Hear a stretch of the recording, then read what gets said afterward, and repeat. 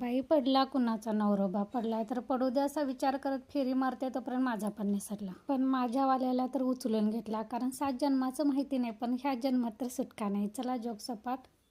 आमच्या पूर्ण महाराष्ट्राचा सण म्हटलं तरी चालेल. कर्नाटकी बेंदूर त्यासोबतच वटपौर्णिमा दोन्ही एकाच दिवशी असतात. असं म्हणतात की बेंदूर आणि सणांचा लेंडूर, म्हणजे बेंदूर झाल्यापासून सगळे आमचे हिंदू धर्माचे सण एका पाठोपाठ एक असं 15 दिवसाला एक तरी सण असतो. चला आज वटपौर्णिमा आहे, तर आमच्याकडे वटपौर्णिमा कशी साजरी केली जाते हे तुम्हाला सांगते.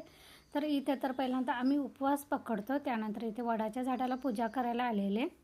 पहिल्यांदा वडाच्या झाडाला पाण्याचा अभिषेक करायचा, त्यानंतर दुधाचा करायचा, त्यानंतर हळदी कुंकू वाहायचं, त्यानंतर फूल वाहायचं.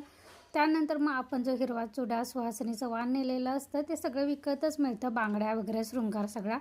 त्यानं ओटी भरायची, त्यानंतर एखादं फळ वगैरे असेल तर त्यानंही ओटी भरायची.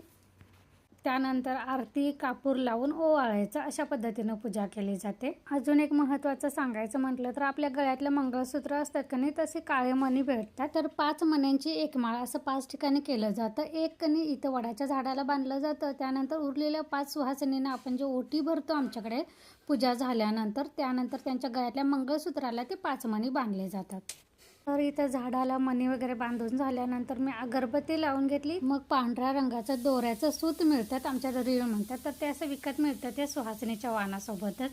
ते झाडाच्या पारंब्याला एक बांधायचं, त्यानंतर असंच ते हातात धरून 7 फेऱ्या मारून 7 प्रदक्षिणा घालायच्या वडाच्या झाडाला. म्हणजे हाच नवरा 7 जन्म आपल्याला मिळो ह्यासाठी प्रार्थना करायची.